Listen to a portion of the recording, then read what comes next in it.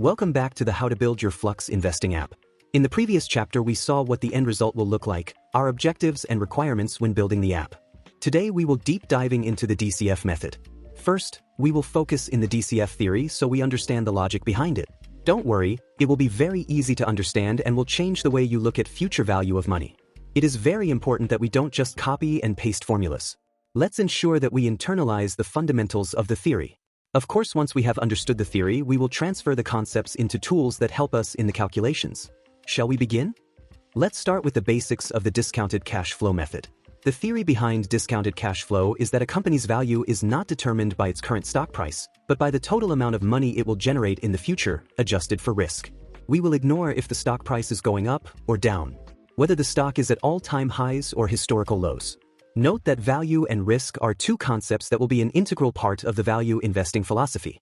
Now, the discounted cash flow theory is built on three fundamental concepts: future free cash flow, the discount rate, and terminal value. We will deep dive into the three of them in this video so that they really become part of our way of understanding investing. Why don't we focus on the first one then? What is free cash flow and why do we use it instead of other metrics? Free cash flow represents the true, unmanipulated cash a company generates. It is the most accurate measure of a company's ability to create value for its investors.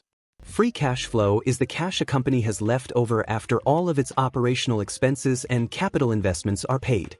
It is the money that is truly free for the company to use for things that create value, such as paying dividends so that investors can directly receive part of the money back, buying back its own stock to increase the percentage of the company that remaining investor own, paying down debt that the company may have. This will definitely reduce the interest the company will have to pay in the future, or investing in new growth initiatives that could increase the value of the company. So why don't we use other metrics? Revenue is a company's top line, representing the total sales before any expenses are deducted. While it indicates a company's ability to sell, it's a poor measure of value because it doesn't tell you if the company is profitable. On the other hand, net income is a company's profit after all expenses, taxes, and interest are deducted. While it's a better indicator than revenue, it is not a true reflection of cash because it is based on accrual accounting. This means it includes non-cash items like depreciation and amortization. Therefore, it can be easily manipulated. Going back to the free cash flow. Since a company's true value is based on the cash it can generate for its owners, free cash flow is the most accurate and reliable metric for valuation. It strips away the noise of non-cash accounting entries and provides a clear, objective picture of the company's financial health. In a DCF analysis, we are literally valuing the future streams of this free money. Future free cash flow. We start by estimating the cash a company will have available for its investors after paying all its operating expenses and capital investments. This is the future money part of the equation. Analysts typically project this cash flow for the next 5 to 10 years. For example, if we were to start an analysis today, we would get most recent free cash flow of 2025 from the cash flow statement and estimate future cash flows until 2030 or 2035. Depending on your ability and capacity to estimate cash flows into the future, you will use a 5-year or 10-year analysis. Beware, because the more you look into the future, the more difficult it is to be accurate. Later in this video, I will show you how to get the next 2 years of estimates from experts for free from Ticker Terminal Web and how we will estimate the rest. In our case, we will use 5-year analysis. Now that we have seen the first of the 3 core concepts that compose the discounted cash flow method, let's continue with the second one, the discount rate. What does it mean to discount future cash flow? At its core, DCF is a valuation method that takes the concept of the time value of money and applies it to a business. The theory states that a dollar received today is worth more than a dollar received tomorrow because you can invest the dollar you have now and it will grow over time. Also, it is safer to have the money today in your hand than promises of more money in the future. Therefore, to figure out what a company's future cash flows are worth today, you must discount them. But how much more is worth to us today? It is the interest rate used to bring the future cash flows back to their present value and represents the risk associated with the investment. A higher discount rate is used for riskier companies or projects, while a lower rate is used for safer, more stable ones. So which ones do value investors use? It depends. Let's see several approaches we have gathered from other value investors. The most common discount rate used is the weighted average cost of capital, also known as WACC. which reflects the average cost of a company's debt and equity. The riskier a company is, the higher interest rates banks will charge them for their debt in order to adjust to that risk. The same we will all do. You can find the WACC for each company on financial websites, or you can calculate it yourself.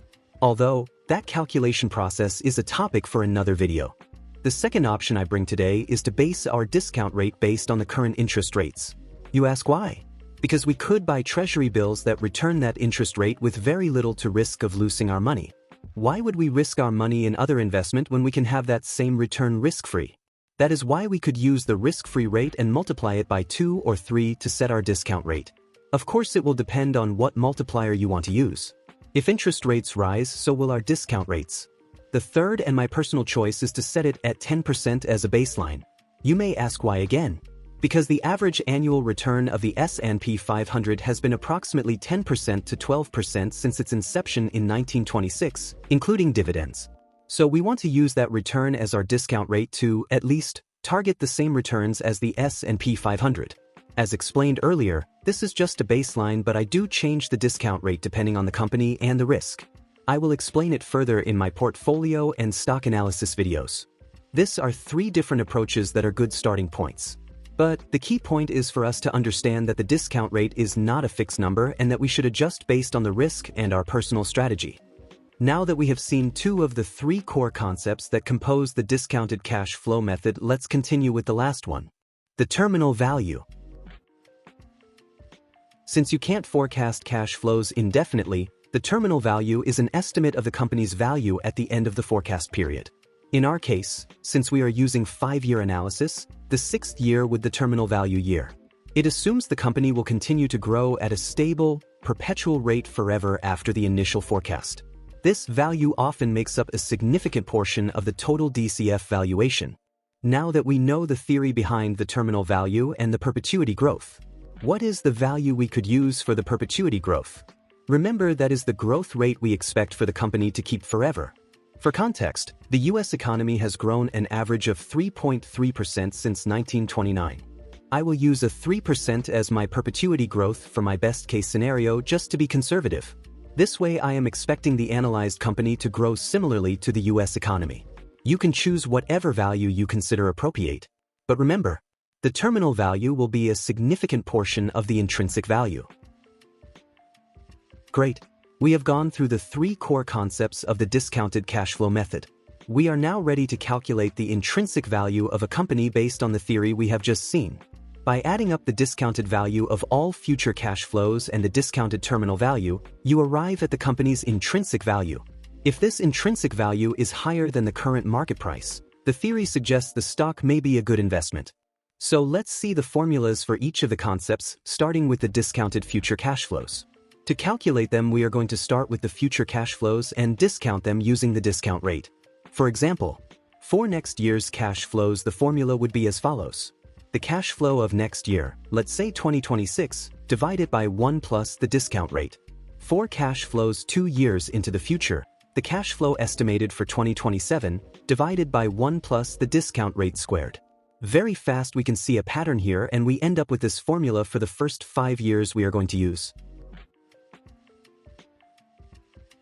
Now let's see the terminal value calculation.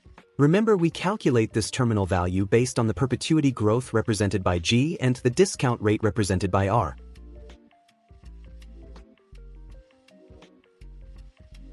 Now that we have the formulas for each component, we can go back and see how the full intrinsic formula will look like for the 5-year analysis. Now that we have the formulas for each component, we can go back and see how the full intrinsic formula will look like for the 5-year analysis. It isn't that complicated, right? We will only need future cash flow estimates for 5 years, perpetuity growth, and discount rate. Easy. We will of course use our DCF template in Google Sheets to standardize the process and automate as much as we can when performing an analysis. We have now gone through the most theory-dense part of our series. Sometimes it takes time working with these formulas before you really understand what they really mean. If I could ask you to remember just one idea from this video, is that money is not worth the same today or in the future. And what we are doing is calculating how much would it be worth today, that future money generated from a company as cash flows. Do not hesitate to come back as many times as you need to this video and consolidate the concepts explained. In the next video, we will translate these discounted cash flow formulas into our first Google Sheet template. It will standardize the process and help us with the calculations. See you there. Don't forget to like and subscribe.